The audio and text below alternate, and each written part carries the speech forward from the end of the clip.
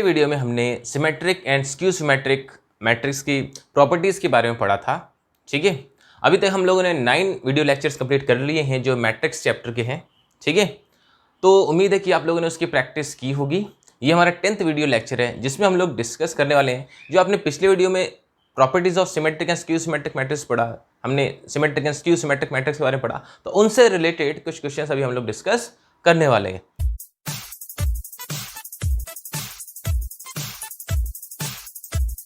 आपके बुक में 3.3 एक्सरसाइज का क्वेश्चन नंबर 10 की बात करेंगे।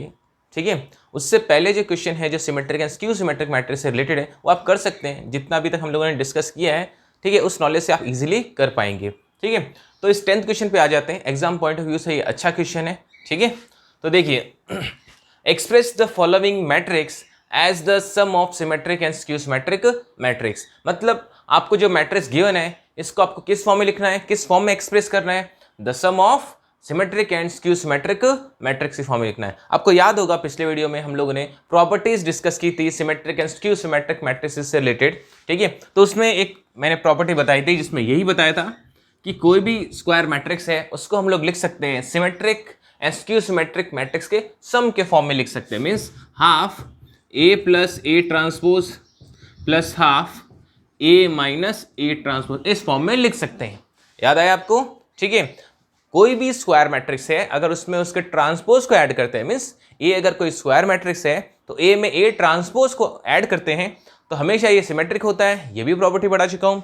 और किसी भी स्क्वायर मैट्रिक्स में उसके ट्रांसपोज को सब्ट्रैक्ट करते हैं तो वो स्क्यू सिमेट्रिक होता है। ये भी मैं समझा चुका हूँ। तो ये सिमेट्रिक और ये स्क्यू सिमेट्रिक है, इन दोनों का सम ही क्या है, स्क्वायर मैट्रिक्स है ए। ठीक है, तो ये प्रॉपर्टी है जिसको हमें यहाँ यूज करना है। यूज क्या, एक्चुअली हम इसको वेरीफाई ही कर रहे हैं इस क्वेश्चन में। ठीक है, तो करना क्या है हमें, सबसे पहले मैं half A plus A transpose find करूंगा, उसको सिमेट्रिक शो करूंगा। Half of A minus A transpose find करूंगा, उसको शो करूंगा कि स्क्यू सिमेट्रिक है। उसके बाद दोनों को ऐड करूंगा और ए आ जाएगा तो ये वेरीफाई हो जाएगा। ठीक है, देखिए इसको मैं ए लेट कर लेता हूं, let A is equals to this matrix. ठीक है, अब मुझे half of A plus A transpose find करना है। Half A plus A transpose हमें फाइंड करना है। ठीक है, तो हम लोग क्या कर सकते हैं, देखिए ए प्लस ए ट्रांसपोज की बात करें तो ए क्या है, 3 minus 1 minus 2 minus 2 1 minus 4 minus 5 2, ये तो हो गया ए। ठीक है, प्लस ए ट्रांसपोज की बात करते हैं तो ए ट्रांसपोज की बात करें तो क्या होगा ए ट्रांसपोज, ये जो रोज आपको दिख रहे हैं इसको हमें कन्वर्ट करना है कॉलम्स में। ठीक है, तभी तो ट्रांसपोज मिलेगा। तो फर्स्ट रो को फर्स्ट कॉलम बना देता हूँ 3 माइनस 1, सेकेंड रो को सेकेंड कॉलम बना देता हूँ -2 -2 1, थर्ड रो को थर्ड कॉलम बना देता हूँ तो बन जाएगा -4 -5 एंड 2। तो ये ए प्लस ए ट्रांसपोज हो गया, साथ में हाफ भी है तो मैं हाफ भी लगा देता हूँ, ये ब्रैकेट बना देता हूँ। ठीक है, अब देखिए हम लोग ऐड करते हैं दोनों को। ठीक है, ऐड करेंगे तो हमें क्या मिलेगा, देखिए हाफ तो है ही हमारे पास। ठीक है, इन दोनों को ऐड करते हैं हमें मिलेगा 3 + 3 6 हो जाएगा। ठीक है, फिर 3 + -2 3 + -2 ये 1 हो जाएगा। -1 + -4 मीन्स -1 एंड -4 को ऐड करेंगे तो मिलेगा क्या, -5 ही मिलेगा। ठीक है ना, इसी तरीके से -2 + 3 हो जाएगा 1, -2 को ऐड करना है, देखो -2 + -2 क्या हो जाएगा, -4 हो जाएगा। ठीक है, 1 + -5 ये हो जाएगा -4। क्लियर है इतना? फिर -4 एंड -1 ये हो जाएगा -5 -5 एंड +1 ये हो जाएगा -4, 2 + 2 हो जाएगा 4। तो इस तरह से हमें क्या मिल गया, हमें मिल गया half of A plus A transpose की वैल्यू मिल गई। ये है हमारे पास half A plus A transpose की वैल्यू। हाँ, इस हाफ को अंदर मल्टीप्लाई भी कर सकते हैं या बाहर भी छोड़ देंगे तो कोई प्रॉब्लम नहीं है। ठीक है, चलो अब इसको मुझे सिमेट्रिक प्रूव करना है, सिमेट्रिक शो करना है। तो सिमेट्रिक शो करने के लिए मैं इसको कुछ अज्यूम कर लेता हूँ। सपोज मैं इसको अज्यूम कर लेता हूँ मैट्रिक्स पी। याद आया ना, हम लोग पी क्यू अज्यूम करते हैं। इसको मैं, ये जो मैट्रिक्स है यानी कि half of A plus A transpose है, इसको मैंने पी लेट कर लिया। ठीक है, अब मैं पी ट्रांसपोज करके देखता हूं, पी ट्रांसपोज अगर पी ही आ जाता है इसका मतलब ये हो जाएगा कि हम लोगों ने प्रूव कर दिया कि ये सिमेट्रिक है। देखिए हम लोग P ट्रांसपोज फाइंड करते हैं, ठीक है, P ये मैट्रिक्स P है, इसका ट्रांसपोज फाइंड करते हैं। कांस्टेंट पे कोई इफेक्ट नहीं होता ट्रांसपोज का, ये हम लोग प्रॉपर्टीज में देख चुके हैं, ठीक है। अब इसका ट्रांसपोज फाइंड करें, P ट्रांसपोज, इसका ट्रांसपोज फाइंड करें, तो ट्रांसपोज फाइंड करें तो क्या हो जाएगा, 6 1 माइनस 5 को ऐसे लिखेंगे 6 1 माइनस 5, जो रो है उसको हम लोग कॉलम में कन्वर्ट कर रहे हैं।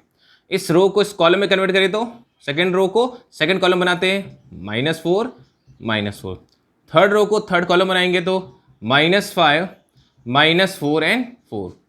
अब आप लोग ध्यान से देख सकते हैं मैंने इसका ट्रांसपोज लिया तब भी ये मैट्रिक्स एग्जैक्टली ऐसा ही है। इसका मतलब मुझे क्या मिल गया, P मिल गया। P मिल गया इसका मतलब यही है कि ये कैसी मैट्रिक्स है, सिमेट्रिक है, ठीक है। हमने ये तो शो कर दिया कि half of A plus A transpose कैसा है, सिमेट्रिक है, ये हमें शो करना पड़ेगा इसमें, ठीक है। अब जैसे मैंने half of A plus A transpose को सिमेट्रिक शो किया, वैसे ही आपको half of A minus A transpose को भी स्क्यू सिमेट्रिक शो करना पड़ेगा, ठीक है। तो देखिए करते हैं अगेन। अब हम लोग क्या करने वाले हैं, half of A minus A transpose की वैल्यू फाइंड करेंगे, ठीक है। तो फिर से ऐसा ही, बस बीच में प्लस की जगह क्या हो जाएगा, माइनस हो जाएगा। तो क्या है, A को लिख रहा हूं मैं 3 3 -1 A लिख रहा हूं, -2 -2 1 -4 -5 2, ये तो हो गया A। फिर माइनस A ट्रांसपोज फाइंड करते हैं इसका, यहाँ मैंने फाइंड भी किया हुआ है, ठीक है। 3 3 -1, फर्स्ट रो को फर्स्ट कॉलम बना दिया, सेकेंड रो को सेकेंड कॉलम बना दूंगा, -2 -2 1, थर्ड रो को थर्ड कॉलम बना दूंगा, -4 -5 एंड 2, ठीक है। यहां तक तो कोई प्रॉब्लम नहीं होगी। अब हाफ है साथ में तो हाफ भी लगा दूंगा, ठीक है। अब देखिए हाफ, अब हमें सब्ट्रैक्ट करना है, 3 - 3 हो जाएगा 0, 3 - 3 हो जाएगा 0, 3 -2 3 -2 ये हो जाएगा 5, क्योंकि माइनस इंटू माइनस प्लस हो जाएगा ना। -1 -4, -1 तो है यहाँ पे, देखो माइनस और एक और माइनस, तो ये माइनस इंटू माइनस तो प्लस हो जाएगा, इसका मतलब -1 और +4 ये हो जाएगा 3, ठीक है। फिर -2 एंड -3, -2 -3 ये हो जाएंगे -5, -2 -2, मतलब -2 में से माइनस करना है -2 को, तो 0 ही मिलेगा हमें, ठीक है। 1 -5 मतलब माइनस इंटू माइनस प्लस हो जाएगा, तो 1 + 5 हो जाएगा 6, प्लस माइनस तो आपको आता ही है ना। -4 -1 मतलब -4 और ये प्लस का 1 हो गया, तो हमें क्या मिलेगा, -3 मिल जाएगा। फिर -5 एंड -1 ये हो जाएगा -6, 2 -2 ये हो जाएगा 0। आप जानते हैं स्क्यू सिमेट्रिक मैट्रिक्स है तो इसके डायगोनल के सारे एलिमेंट्स 0 ही तो होने हैं, ऐसा मैं बता चुका हूं। तो ठीक है, ये हमारे पास किसकी वैल्यू होगी, half A minus A transpose की वैल्यू हमें मिल गई, ठीक है, जैसे मुझे यहां मिली थी। हम लोग अब क्या करेंगे, अब हम लोग इसको अज्यूम कर लेंगे Q लेट कर लिया हमने। अब हमें ये करना है कि Q ट्रांसपोज करके देखेंगे, Q ट्रांसपोज करके देखने पर हमें -Q मिलेगा, तभी ये शो हो पाएगा कि ये कैसा है, स्क्यू सिमेट्रिक। इसको हमें स्क्यू सिमेट्रिक शो करना है ना। तो देखिए मैं Q ट्रांसपोज करता हूं, Q ट्रांसपोज करूंगा तो मुझे क्या मिलेगा, इसी का ट्रांसपोज करना है, कांस्टेंट पे तो कोई इफेक्ट होता नहीं है ट्रांसपोज का। देखिए अब मैं इसका ट्रांसपोज कर रहा हूं, फर्स्ट रो को फर्स्ट कॉलम बना रहा हूं, तो 0 5 3 हो जाएगा। सेकेंड रो को सेकेंड कॉलम बना रहा हूं, -5 0 6। थर्ड रो को थर्ड कॉलम बना देता हूं, -3 -6 एंड 0, ठीक है। ये तो हमें क्या मिल गया, ट्रांसपोज मिल गया। ये Q के जैसा नहीं है, होना भी नहीं चाहिए। हाँ लेकिन एक बात ध्यान दीजिए, एग्जैक्टली सेम एलिमेंट्स है बट साइन का ही डिफरेंस है। देखिए ये 5 3 प्लस के लेकिन यहाँ माइनस के हैं, या -5 का लेकिन +5 का, 6 प्लस का लेकिन यहाँ माइनस का, मतलब साइन ही डिफरेंट है। तो माइनस कॉमन ले लेते हैं, इनमें से माइनस कॉमन लेंगे। मैंने जब आपको सिमेट्रिक एंड स्क्यू सिमेट्रिक बताया था तब मैंने स्क्यू सिमेट्रिक कैसे शो करते हैं ये भी सिखाया था। तो माइनस कॉमन लेना पड़ेगा, तो इनमें से माइनस कॉमन लेंगे, सब में से कॉमन आता है तो -½ हो जाएगा। फिर माइनस कॉमन लेने पर अंदर सभी के साइन चेंज हो जाएंगे। हाँ 0 का तो कोई साइन नहीं होता, न्यूट्रल होता है, इसलिए उस पर कोई इफेक्ट नहीं होगा, ठीक है। बाकी सभी एलिमेंट्स के साइन चेंज हो जाएंगे क्योंकि माइनस कॉमन ले लिया है। तो 0 5 3 ये नेगेटिव पॉजिटिव हो गए, ये पॉजिटिव नेगेटिव हो जाएगा, -5 0 और ये नेगेटिव पॉजिटिव हो जाएगा। इन पे भी क्या इफेक्ट होगा, -3 -6 0। अब ध्यान से देखिए, इस माइनस को छोड़कर जो चीज़ आपको दिखाई दे रही है वो सब क्या है, क्यू ही तो है। तो ये माइनस क्यू मिल गया हमको, क्या मिल गया, माइनस क्यू मिल गया। और माइनस क्यू मिल गया तो ये कैसा हो गया, स्क्यू सिमेट्रिक हो गया। कैसा हो गया, स्क्यू सिमेट्रिक शो हो गया है। ठीक है, तो हमने half of A plus A transpose को सिमेट्रिक शो कर दिया और half of A minus A transpose को स्क्यू सिमेट्रिक शो कर दिया। ठीक है, अब हम लोग दोनों को ऐड करेंगे। ठीक है, और ऐड करने पर हमें क्या मिलना चाहिए, ए मिलना चाहिए। तब ये वेरीफाई हो जाएगा कि कोई जो ये ए मैट्रिक्स है वो किस फॉर्म में लिखी जा सकती है, sum of symmetric and skew symmetric form में लिख सकते हैं, ये शो हो जाएगा। तो देखिए हम दोनों को ऐड करते हैं। नाउ अब हम लोग ऐड करेंगे half of A plus A transpose plus half of A minus A transpose को ऐड करेंगे। ठीक है, तो इसकी वैल्यू पुट करते हैं, ये रही, एक्चुअली पी ही है ये, तो हो जाएगा हाफ, क्या है ये, 6 1 -5 6 1 -5 और क्या है 1 -4 -4 1 -4 -4, ये क्या है -5 -4 4 -5 -4 4 है। ये तो हो गया half A plus A transpose. अब हम लोग लिख देते हैं half of A minus A transpose की वैल्यू, तो कहाँ पे है, ये रही वो वैल्यू, इस वैल्यू को हम लोग लिखेंगे। तो क्या है 0 5 3, फिर क्या है -5 0 6, फिर क्या है -3 -6 0। अब हम लोग इन दोनों को ऐड कर देंगे। ठीक है, तो देखिए हम लोग ऐड करते हैं, हाफ तो दोनों में से कॉमन ही आने वाला है, तो हाफ मैंने कॉमन ले लिया है। ठीक है, अब हम लोग ऐड करेंगे, हाफ कॉमन ले लिया दोनों में से, तो 6 + 0 हो जाएगा 6, 1 + 5 हो जाएगा 6, -5 + 3 हो जाएगा -2, 1 + -5 1 + -5 मतलब -5 ही है, प्लस इंटू माइनस माइनस ही होता है। तो 1 - 5 होगा तो -4 हो जाएगा, -4 + 0 -4, -4 + 6 2 हो जाएगा। पता है ना, कॉरेस्पॉन्डिंग एलिमेंट्स ही ऐड होते हैं या सब्ट्रैक्ट होते हैं। तो -5 + -3 तो -8 हो जाएगा, -4 -6 हो जाएगा -10। ठीक है, -4 + -6, तो एक्चुअली ये -4 -6 ही है, तो -10 हो गया। फिर 4 + 0 हो जाएगा 4। तो half of A plus A transpose plus half of A minus A transpose की वैल्यू मिली। हाँ, हाफ को मैं अंदर भेज देता हूँ, ठीक है, क्योंकि इस हाफ को मुझे यहाँ से हटाना है, या यूँ भी कर सकते हैं आप, इन सब में से 2 कॉमन ले लीजिए। ठीक है, ऐसा ही करता हूँ मैं, सब में से 2 कॉमन ले लेता हूँ। इन सभी में से मैं 2 कॉमन ले लूँगा, सब में से, क्योंकि कॉमन लेते तो सभी एलिमेंट्स में से कॉमन आएगा। इन सब में से 2 अगर कॉमन ले लेते हैं तो 2/2 हो जाएगा। अंदर क्या बचेगा 3, 2 3 6 होता है, यहाँ से भी 2 बाहर ले लिया 3, यहाँ से 2 कॉमन ले लिया -1, इनमें से भी 2 कॉमन लिया -2, इधर -2, इधर 1, इधर -4 और इधर -5 और 2 कॉमन लेने पर ऐसा हो गया, ये 2 कैंसिल हो गया। अब आप लोग देख सकते हैं ये जो मैट्रिक्स है ये मैट्रिक्स ए ही तो है कि नहीं।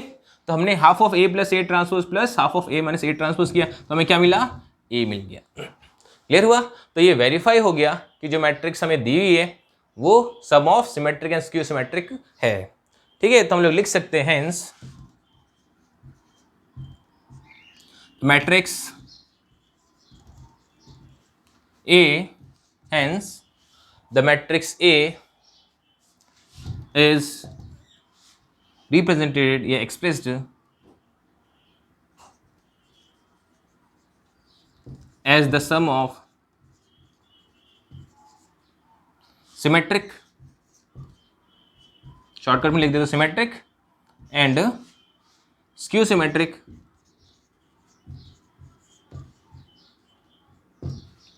मैट्रिक्स। समझ गए, कोई कंफ्यूजन तो नहीं होनी चाहिए। इस टाइप का क्वेश्चन कभी बोर्ड में आ चुका है, ठीक है, तो थोड़ा ठीक है question exam point of view से। ठीक है, अब हम लोग इस एक्सरसाइज का एक और क्वेश्चन डिस्कस करेंगे। 10th क्वेश्चन का एक पार्ट हमने कर लिया है, पार्ट 3rd है ये, क्योंकि क्वेश्चन नंबर 10th में 4 पार्ट्स है। ठीक है, जिसमें 2 क्वेश्चन 3x3 ऑर्डर मैट्रिसेस के और 2 क्वेश्चन 2x2 ऑर्डर के। जैसा 3x3 ऑर्डर का किया है वैसे 2x2 ऑर्डर का आप लोग कर सकते हैं। अब हम लोग 12th क्वेश्चन को डिस्कस करेंगे। 11th क्वेश्चन हम कर चुके हैं एक्चुअली। 11th क्वेश्चन एक प्रॉपर्टी ही है जो हम लोगों ने प्रॉपर्टीज में डिस्कस कर लिया। तो क्वेश्चन नंबर 12 की बात करते हैं। मल्टीपल चॉइस क्वेश्चन है, अच्छा क्वेश्चन है। If A is equals to एक मैट्रिक्स गिवन है cos alpha minus sine alpha sine alpha cos alpha, ठीक है, ट्रिग्नोमेट्रिक फॉर्म में, कोई बात नहीं, इजी है question. Then A plus A transpose equals to I. A plus A transpose आपको दिया हुआ है क्या, आई, मीन्स आइडेंटिटी मैट्रिक्स, ठीक है। ये दोनों 2x2 ऑर्डर है तो आई भी 2x2 ऑर्डर ही होगा। If the value of alpha is, तो अल्फा की वैल्यूज क्या होंगी ये आपको बताना है, ठीक है। 4 ऑप्शंस आपको दिए हैं, इन 4 ऑप्शंस में आपको ये बताना है कि अल्फा की वैल्यू क्या होनी चाहिए। तो हम कैसे फाइंड करेंगे, ये जो इक्वेशन है ये हमारे लिए काम की है। हम लोग इसमें ए और ए ट्रांसपोज की वैल्यू पुट करके कंपेयर करके अल्फा की वैल्यू फाइंड करने वाले। तो देखिए A plus A transpose equals to I है, यहाँ वैल्यूज पुट कर देता हूँ। ए क्या है हमारे पास, cos alpha minus sine alpha sine alpha cos alpha, ठीक है, ये तो हो गया ए। अब हम लोग इसमें ऐड कर देते हैं ए ट्रांसपोज को। तो ए का ट्रांसपोज हम लोग कैसे फाइंड करेंगे, फर्स्ट रो को फर्स्ट कॉलम बना देते हैं, cos alpha minus sine alpha. Second row को सेकेंड कॉलम बना देते हैं, साइन अल्फा कॉस अल्फा, ठीक है, इज इक्वल्स टू हमारे पास है आई। आई को मैं मैट्रिक्स लिख देता हूँ, अभी लिखो या नेक्स्ट स्टेप में लिखो चलेगा, ठीक है। अब हम लोग इनको ऐड करेंगे और कंपेयर करके अल्फा की वैल्यू फाइंड करने वाले। तो इनको ऐड करेंगे तो क्या होगा, देखिए cos alpha plus cos alpha 2 cos alpha हो जाएगा, minus sine alpha plus sine alpha 0 होने वाला है, sine alpha plus minus sine alpha, sine alpha plus minus sine alpha क्या हो जाएगा 0, cos alpha plus cos alpha हो जाएगा 2 cos alpha, is equals to हमारे पास है एक आइडेंटिटी मैट्रिक्स 1 0 0 1। अब हम लोग कंपेयर कर लेते हैं अल्फा की वैल्यू फाइंड करने के लिए। देखिए 2 कॉस अल्फा 1 के इक्वल है, यहाँ भी 2 कॉस अल्फा 1 के इक्वल है। हम लोग अब करेंगे कंपेयर। तो कंपेयर करने पर हमें क्या मिलेगा, देखिए 2 cos alpha is equals to 1 है, तो कॉस अल्फा की वैल्यू हो जाएगी 1/2, ठीक है। अब कॉस अल्फा की वैल्यू अगर 1/2 है तो अल्फा क्या होना चाहिए, आप ऑप्शन से भी गेस कर सकते हैं, ठीक है। आप जानते हैं हाफ जो वैल्यू होती है वो कॉस में 60 डिग्री की वैल्यू होती है, मतलब π/3 की वैल्यू होती है, ठीक है। तो आप लोग क्या कर सकते हैं, cos alpha is equals to half किसकी वैल्यू होती है, कॉस π/3 की वैल्यू होती है, ठीक है। तो अगर कॉस अल्फा कॉस π/3 के इक्वल है तो अल्फा π/3 हो सकता है कि नहीं, कोई कंफ्यूजन इसमें। वैसे तो जनरल वैल्यूज भी हुआ करती है ट्रिग्नोमेट्रिक फंक्शंस में, ठीक है, बट हमें ये जो ऑप्शंस दिए हैं इसमें कहीं पर भी जनरल सॉल्यूशन की बात नहीं हो रही है, इसलिए हम लोग इसका प्रिंसिपल सॉल्यूशन देख रहे हैं। क्लियर है ये, तो अल्फा की वैल्यू हो जाएगी π/3। इस तरीके से इस क्वेश्चन को हमें करना है, ठीक है। अब हम लोग नेक्स्ट अपना जो टॉपिक है इनवर्स ऑफ मैट्रिक्स में चलेंगे। तो इनवर्स ऑफ मैट्रिक्स की बात करते हैं। इनवर्स ऑफ मैट्रिक्स क्या है, देखिए if matrix if matrices A and B are square matrices of same order, मतलब A और B जो मैट्रिसेस है वो दोनों स्क्वायर मैट्रिसेस है सेम ऑर्डर की, ठीक है, कुछ भी ऑर्डर हो सकता है बट सेम ऑर्डर है, ठीक है। और किस तरीके से है, such that A into B B into A, मतलब A इंटू बी और B इंटू ए इक्वल है, ठीक है, और वो भी किसके इक्वल है, is equal to I. I का भी वही ऑर्डर होगा जो A एंड B का ऑर्डर है, ठीक है। तो अगर A और B स्क्वायर मैट्रिसेस है सेम ऑर्डर की, ठीक है, और A B equals to B A होता है और वो भी किसके इक्वल, आई के इक्वल होता है, ठीक है, तब हम लोग क्या कहेंगे, तब हम लोग यही कहेंगे then A and B both are called invertible matrices. Then A and B both are called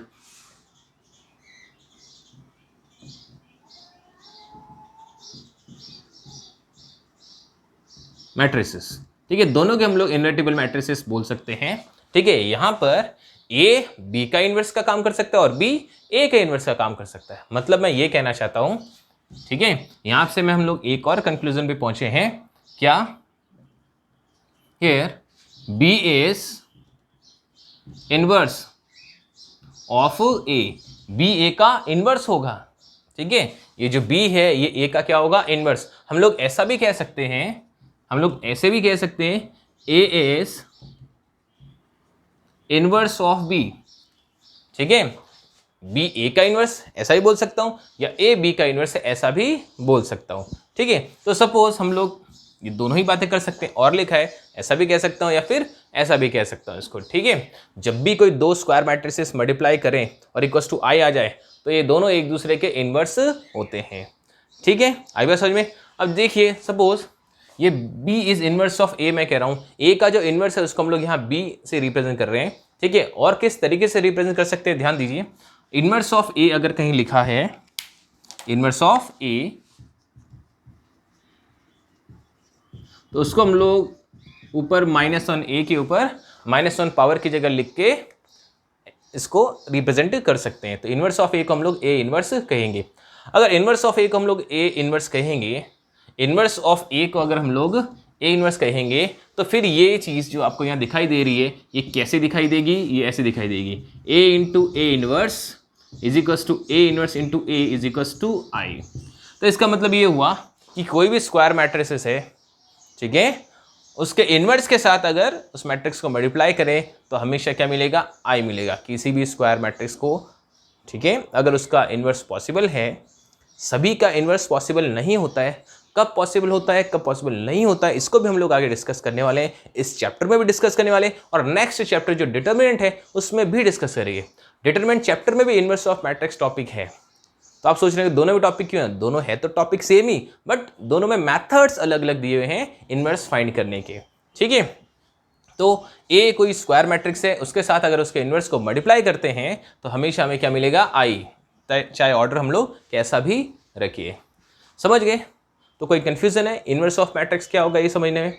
ठीक है, अब हम बात करते हैं एक थ्योरम है, ठीक है, आपकी बुक में किसी भी मैट्रिक्स का अगर इनवर्स पॉसिबल है तो उसका इनवर्स हमेशा यूनिक होता है।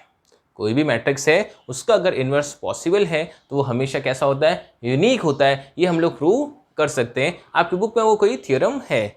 ठीक है, तो थ्योरम नंबर 3 की हम लोग बात करते हैं, यूनिकनेस ऑफ इनवर्स।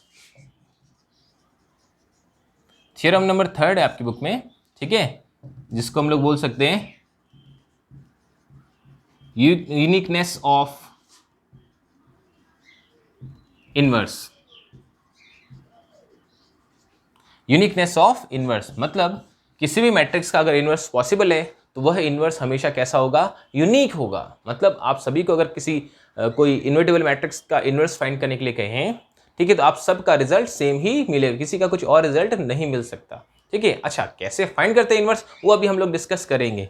ठीक है, पहले हम लोग ये थ्योरम प्रूव कर लेते हैं। ठीक है, क्या, यूनिकनेस ऑफ इनवर्स मतलब हमेशा इनवर्स यूनिक होता है ये। ठीक है, इसको प्रूव करने के लिए मैं क्या करूंगा, कोई मैट्रिक्स ए है, इन्वर्टिबल मैट्रिक्स ए, उसके मैं 2 इनवर्स अज्यूम कर लूंगा।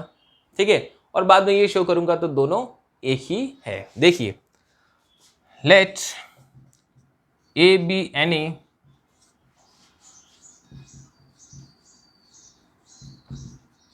Invertible matrix. अब मैंने इन्वर्टिबल बोल दिया तो ये स्क्वायर तो है ही, ये स्क्वायर मैट्रिक्स ही इन्वर्टिबल हो सकती है। If A be any invertible matrix, ठीक है, एंड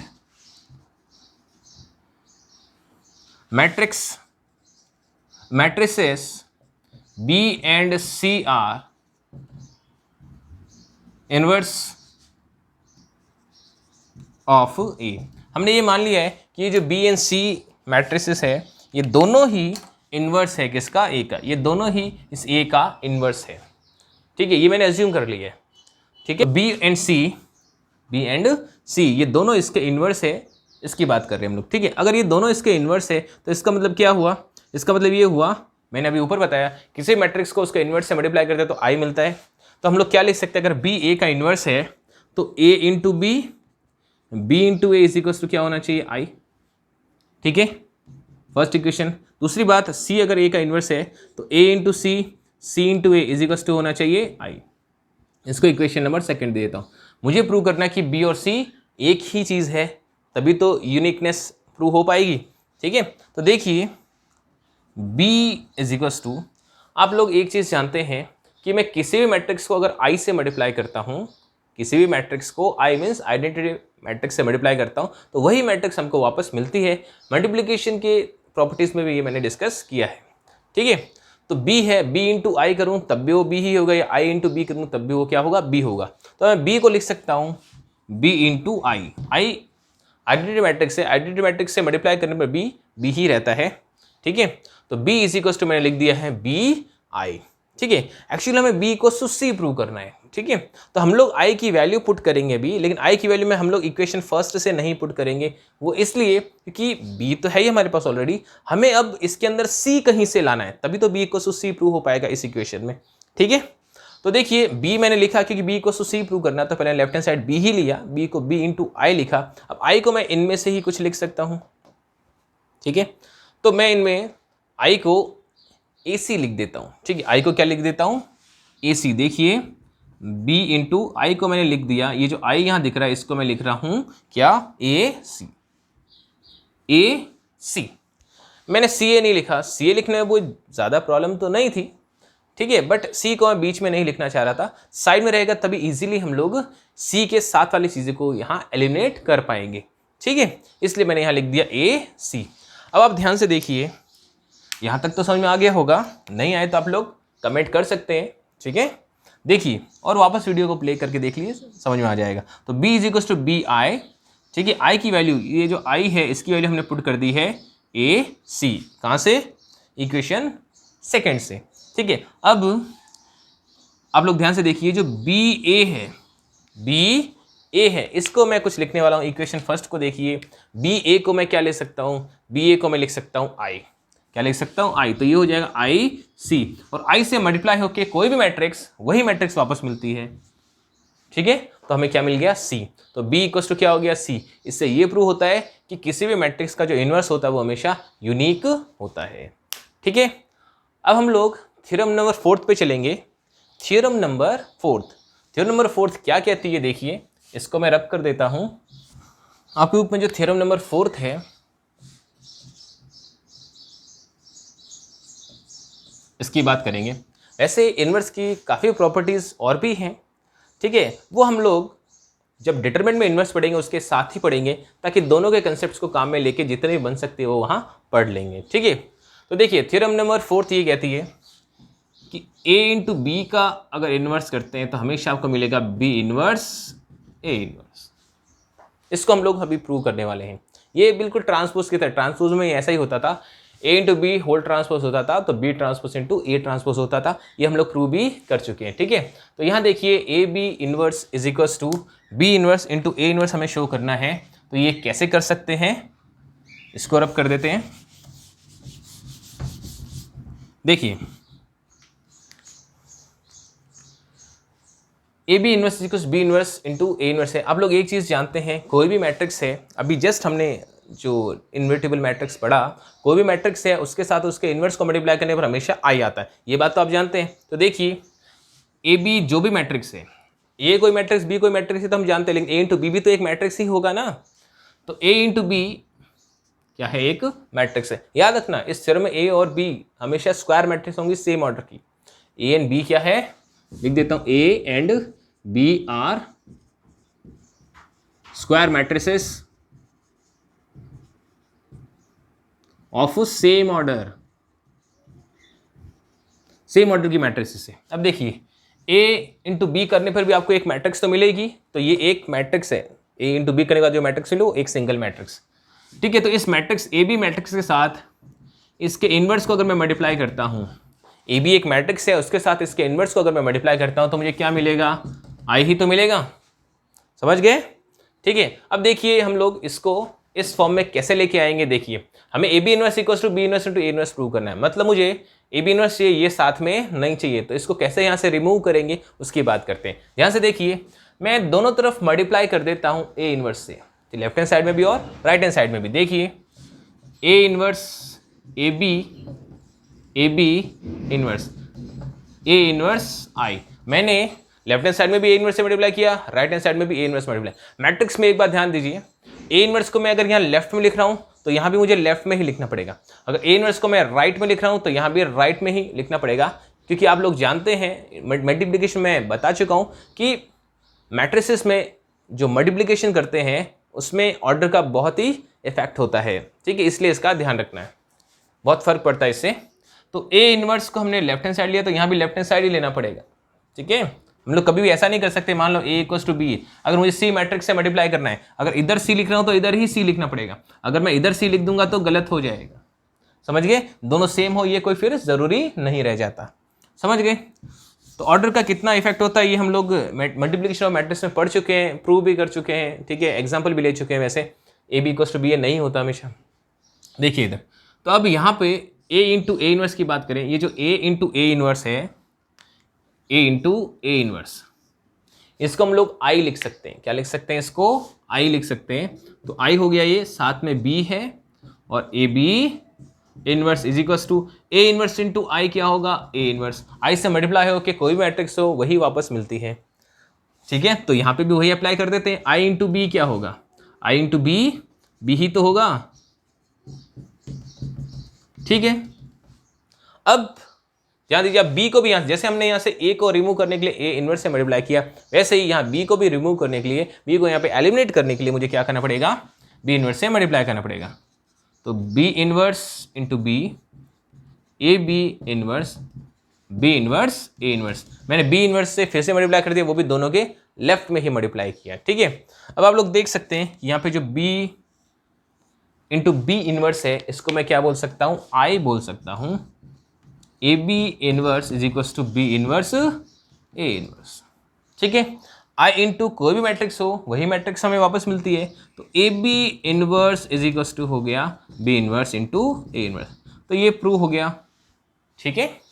तो ये एक प्रॉपर्टी भी है और आपके ऊपर थ्योरम की फॉर्म में है, ठीक है, कोई कन्फ्यूजन तो नहीं, तो ध्यान रखिएगा ये यूज़ होगा कहीं ना कहीं क्वेश्चन में, ठीक है।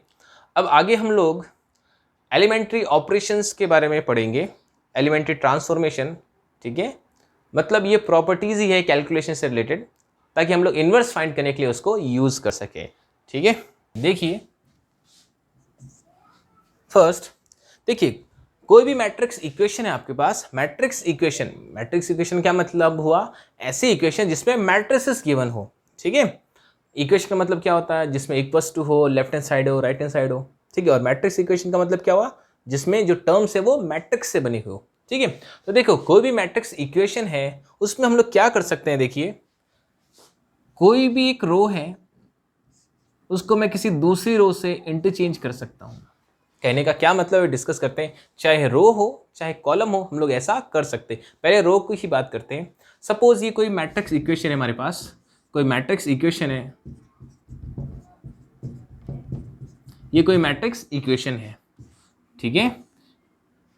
यहाँ सपोज मैंने लिख दिया x2 5 y z a b c 5, ये कोई मैट्रिक्स इक्वेशन है, कोई मैट्रिक्स इक्वेशन, छोटी सी इक्वेशन ली है, ठीक है। ओनली सिंगल मैट्रिक्स में हम लोग नहीं करते हैं, मैट्रिक्स इक्वेशन में ही हम लोग इन ऑपरेशंस को यूज़ कर सकते हैं। तो अगर मैं इसमें किसी दो रोज को इंटरचेंज करता हूँ, मतलब कैसे, R1 को सपोज मैंने R2 में इंटरचेंज कर दिया, इंटरचेंज करने के लिए ऐसा सिंबल यूज़ करना होता है हमें, इस तरह का सिंबल, इसका मतलब है R1 की जगह R2 और R2 की जगह R1 और R2 अपनी जगह बदल लेंगे, ठीक है। तो मतलब मैं क्या लिख सकता हूँ, ये R1 है ये R2 है, ये अपनी जगह बदल लेंगे, मतलब 3 6 2 ऊपर हो जाएगा, 1 2 5 नीचे हो जाएगा, और ये सेम रहेगा। यहाँ पे y z a x2 5 b c 5, यहाँ भी मैंने R1 और R2 को क्या कर दिया, आपस में बदल दिया। तो ऐसा हम लोग किसी भी मैट्रिक्स इक्वेशन में कर सकते हैं। यहाँ R i R j लिखा है, इसका मतलब कोई भी एक रो कोई भी दूसरे रो में से क्या कर सकती है, अपनी प्लेस को एक्सचेंज कर सकती है। यहाँ पे जैसे मैंने R1 R2 को क्या कर दिया, इंटरचेंज कर दिया, आप R1 R3 को भी इंटरचेंज कर सकते हो। मतलब एग्जांपल देता हूँ मैं, ये R1 और RJ ये इंटरचेंज का मैंने साइन लगाया है, ठीक है। मैं यहाँ पे कुछ एग्जांपल्स देता हूँ, जैसे हम लोग ऐसा भी कर सकते हैं, R1 को R2 में भी चेंज कर सकते हैं, R2 को R3 में भी कर सकते हैं, R2 और R3 आपस में चेंज हो सकते हैं, R1 R3 आपस में चेंज हो सकते हैं, मतलब कोई भी किसी दूसरे में चेंज हो सकता है। मतलब ये दोनों सेम नहीं होंगे, ठीक है, कोई भी एक रो है वो किसी दूसरे रो से ही क्या अपनी प्लेस चेंज कर सकती है। समझ गए मेरी बात? ठीक है, सेम ही चीज़ कॉलम में भी है। सपोज कोई कॉलम है सी आई और ये सी जे, आई जे इसीलिए यहाँ लिखा है, अलग अलग लिखा आई और जे, ताकि ये बता सकें कि दोनों कॉलम्स डिफरेंट होंगे, दोनों रोज डिफरेंट होंगी। तो कोई दो कॉलम्स भी है वो अपनी प्लेसेस आपस में बदल सकते हैं। ये काम अगर हम लोग किसी मैट्रिक्स इक्वेशन में करते हैं तो लेफ्ट हैंड साइड करते हैं तो राइट हैंड साइड में भी करना पड़ेगा। अभी तो मैंने यहाँ भी एक टर्म ली, यहाँ भी एक टर्म ली, सपोज और भी टर्म्स अगर साथ में होती है तो हमें उसमें भी करना पड़ेगा। सभी टर्म्स में ये हमें करना होता है। हाँ, सपोज इसी मैट्रिक्स के साथ कोई मैट्रिक्स मल्टीप्लिकेशन में है तब भी हमें दोनों को नहीं करना होता है, किसी एक में ये चेंजेस करने होते हैं। क्लियर हुआ ये? हाँ, इनवर्स ऑफ मैट्रिक्स में किस में क्या करेंगे ये हम लोग डिस्कस करेंगे। समझ गए मेरी बात? तो मैट्रिक्स इक्वेशन हम लोग ये काम कर सकते हैं। ठीक है, ये एक तरह का क्या है, एलिमेंट्री ऑपरेशन है। किसी भी दो रोज को आपस में चेंज कर सकते हैं या किसी भी दो कॉलम्स को आपस में चेंज कर सकते हैं जैसी रिक्वायरमेंट हो। अब रिक्वायरमेंट कैसे पता चलेगी वो मैं सिखाऊंगा क्वेश्चन में देख के, हमें कैसे पता चलेगा कि हमें किन दो रोज को आपस में चेंज करना है, किस कॉलम को चेंज करना है, इंटरचेंज करना है। क्लियर हुआ ये? ठीक है, कॉलम्स को भी आपस में हम इसी तरीके से चेंज कर सकते हैं जैसे रो में कर सकते हैं। ठीक है, तो ये तो हुआ फर्स्ट प्रॉपर्टी। ठीक है, first elementary operation. Second elementary operation की बात करते हैं। ठीक है, हम लोग किसी भी एक रो को किसी कांस्टेंट से मल्टीप्लाई कर सकते हैं जैसी रिक्वायरमेंट हो वैसे। मतलब किसी भी एक रो को किसी कांस्टेंट स्केलर से मल्टीप्लाई कर सकते हैं जैसे रिक्वायरमेंट हो। इस इक्वेशन में ऐसा हम लोग कर सकते हैं। मतलब मैं क्या कहना चाहता हूं, देखिए सपोज ये मेरे पास एक मैट्रिक्स इक्वेशन है, मैं ऐसा करना चाहता हूं R1 चेंज इनटू, इसको हम लोग बोलते हैं change into, R1 change into constant में सपोज ले लेता हूं 2 और यहां ले लेता हूं R1। ठीक है, R1 है तो R1 से ही कोई कांस्टेंट मल्टीप्लाई होगा। ठीक है, तो R1 को हमने 2R1 अगर हमें बनाना है तो हम लोग क्या करेंगे, इधर अगर हम लोग R1 में 2 से मल्टीप्लाई कर रहे हैं तो इधर भी हम लोग R1 में ही क्या करेंगे, 2 से मल्टीप्लाई करेंगे। वो मल्टीप्लिकेशन वाला रूल मत याद करना कि 2 से मल्टीप्लाई करना है तो सबको करना है। ये हम लोग एलिमेंट्री ट्रांसफॉर्मेशन की बात कर रहे हैं। अगर 2 से मल्टीप्लाई करना है तो फर्स्ट रो को अगर हम लोग मल्टीप्लाई कर रहे हैं इधर, तो इधर भी फर्स्ट रो को ही करना पड़ेगा। अगर मैं यहाँ रो 2 लिख देता हूँ तो इधर रो 2 को मल्टीप्लाई कर तो इधर भी सेकंड रो को ही मल्टीप्लाई करना है। यहाँ R3 है तो यहाँ भी R3 को ही करना पड़ेगा। ठीक है, समझ गए? जैसे R3 change into twice of R3 है तो यहाँ मैं क्या करूँगा, यहाँ पर इसको थर्ड रो को और इधर थर्ड रो को मैं 2 से मल्टीप्लाई कर दूंगा। दोनों तरफ ये काम हमें करना पड़ेगा। मतलब 1 2 5 3 6 2 से इनको मल्टीप्लाई किया तो क्या हो जाएगा, 2 4 10, इधर x 2 5 y z a b c 5, जो भी मैंने यहाँ लिखा है। ठीक है, अच्छा 2 से मल्टीप्लाई करना है, इसको भी 2 से, इसको भी 2 से और इसको 2 से। समझ गए? तो मैंने दोनों तरफ 2 से मल्टीप्लाई कर दिया। जितनी भी टर्म्स होंगी सब में ऐसा ही होगा। ठीक है, ये इक्वेशन में ही करते हैं, मैट्रिक्स इक्वेशन में। क्लियर हुआ ये? जैसा मैंने इस रो में बताया वैसा कॉलम में भी होगा।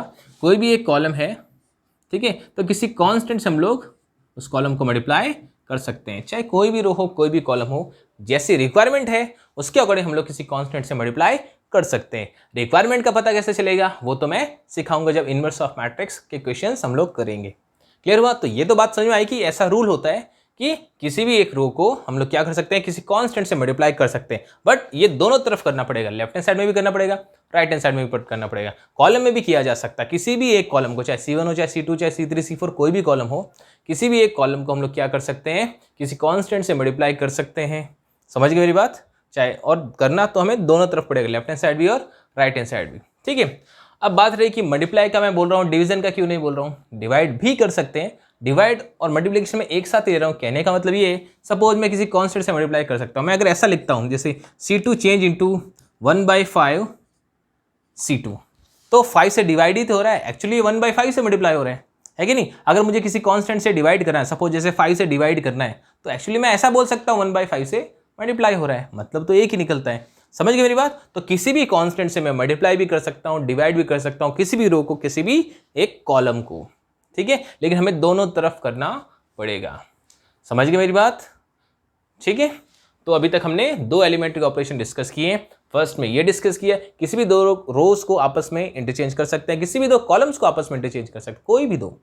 ये जरूरी नहीं कि पास पास वाली हो, कोई भी दो इंटरचेंज हो सकती है, रो ये हो या कॉलम हो। हाँ, रो से कॉलम्स को नहीं चेंज कर सकते, रो से कोई रो ही चेंज हो सकती है, कॉलम से कोई कॉलम ही चेंज हो सकती है। ठीक है। और सेकेंड ऑपरेशन में हमने क्या पढ़ा कि किसी भी एक रो को लेफ्ट और राइट दोनों साइड में करना पड़ेगा। किसी भी एक रो को आप क्या कर सकते हैं, किसी कांस्टेंट से मल्टीप्लाई कर सकते हैं जैसे रिक्वायरमेंट हो। कॉलम में भी ऐसा कर सकते हैं, किसी भी एक कॉलम को कांस्टेंट से मल्टीप्लाई कर सकते हैं, डिवाइड भी कर सकते हैं। रो में भी मल्टीप्लाई या डिवाइड कुछ भी किया जा सकता है कांस्टेंट से। क्लियर हुआ ये? यहाँ तक तो कोई प्रॉब्लम नहीं। हाँ, एक बात ध्यान रहे, किसी भी एक रो में किसी दूसरे रो को मल्टीप्लाई नहीं करेंगे। मतलब जैसे R1 है, R1 में मैं R2 को मल्टीप्लाई कर दूं, ऐसा नहीं होता है।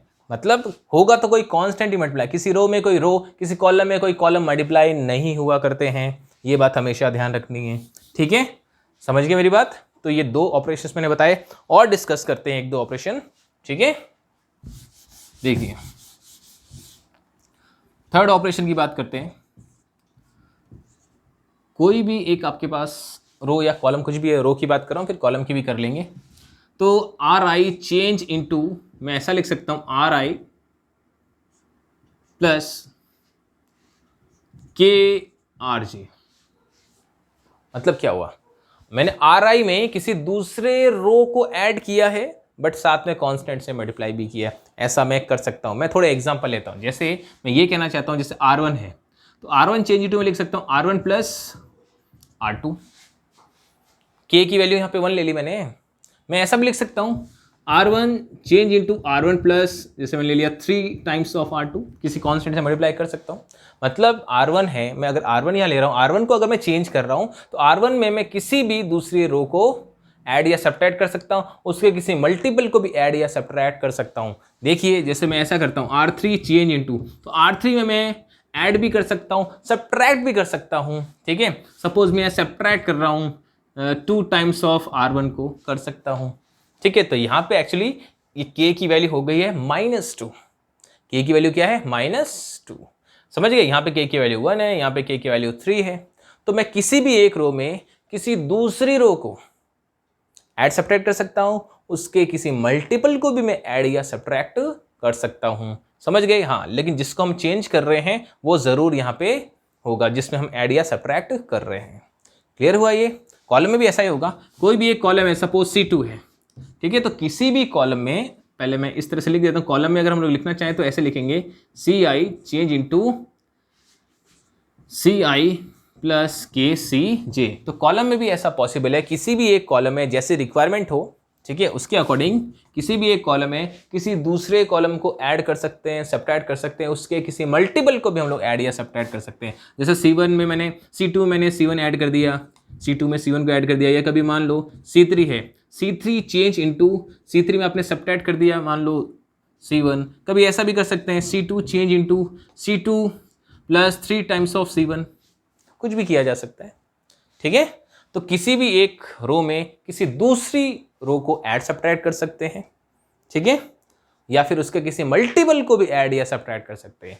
कॉलम में भी ऐसा ही है, किसी भी एक कॉलम में किसी दूसरे कॉलम को ऐड भी कर सकते हैं, सब्ट्रैक्ट भी कर सकते हैं, उसके किसी मल्टीपल को भी ऐड या सब्ट्रैक्ट कर सकते हैं। यह सिर्फ मैट्रिक्स इक्वेशन में ही करेंगे, ऐसी किसी सिंगल मैट्रिक्स में नहीं करेंगे, ठीक है। सिंगल मैट्रिक्स करेंगे तो वैल्यू उसकी बदल जाएगी। हमें एक मैट्रिक्स इक्वेशन में करना होता है। हम लोग मैट्रिक्स इक्वेशन में अगर ऐसा करेंगे तो हमेशा सेटिस्फाई करेगा, मतलब left hand side and right hand side हमेशा इक्वल ही रहेंगे। ऐसा करने पर उस इक्वेशन पे कोई इफेक्ट नहीं होने वाला है। समझ गए मेरी बात?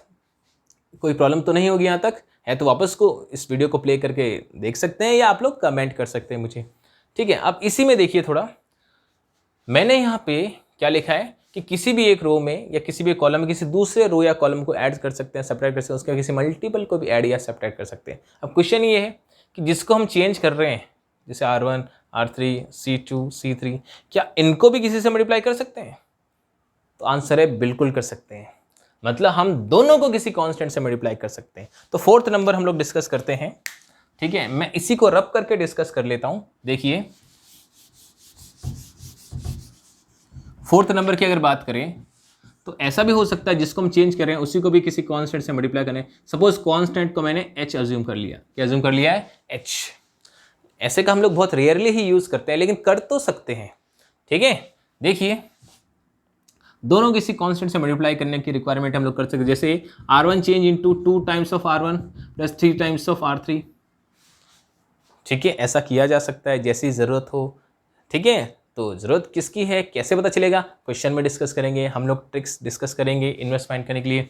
सपोज R2 है, तो R2 चेंज इनटू, R2 को किसी कांस्टेंट सपोज हाफ से मल्टीप्लाई करना है, माइनस R1 करना है, बिल्कुल किया जा सकता है। ठीक है, कभी आपको ऐसा करना R3 चेंज इनटू आपको करना है माइनस R3 प्लस R2, बिल्कुल किया जा सकता है। एक्चुअली देखा जाए तो ये R2 माइनस R3 ही है, ये क्या है, R2 माइनस R3 ही है, बिल्कुल किया जा सकता है। ठीक है, इतना क्लियर हुआ होगा। तो हमने अभी तक क्या पढ़ा कि कोई भी दो रोज या कॉलम से उनको आपस में इंटरचेंज किया जा सकता है। ठीक है, किसी भी एक रो या कॉलम को किसी कांस्टेंट से मल्टीप्लाई या डिवाइड किया जा सकता है मैट्रिक्स इक्वेशन में। किसी भी एक रो या कॉलम में किसी दूसरे रो या कॉलम को ऐड कर सकते हैं, सब्ट्रैक्ट कर सकते हैं, और उनके किसी मल्टीपल को भी ऐड या सब्ट्रैक्ट कर सकते हैं। मतलब जो भी इधर लिखा हुआ है उनको हम किसी कांस्टेंट से मल्टीप्लाई कर सकते हैं। बस इतना ही है एलिमेंट्री ऑपरेशन, और कुछ नया नहीं है। तो एलिमेंट्री ऑपरेशन क्लियर हुआ होगा। ठीक है, इसके बाद हम लोग क्वेश्चंस डिस्कस करेंगे इनवर्स ऑफ मैट्रिसेस के। ठीक है,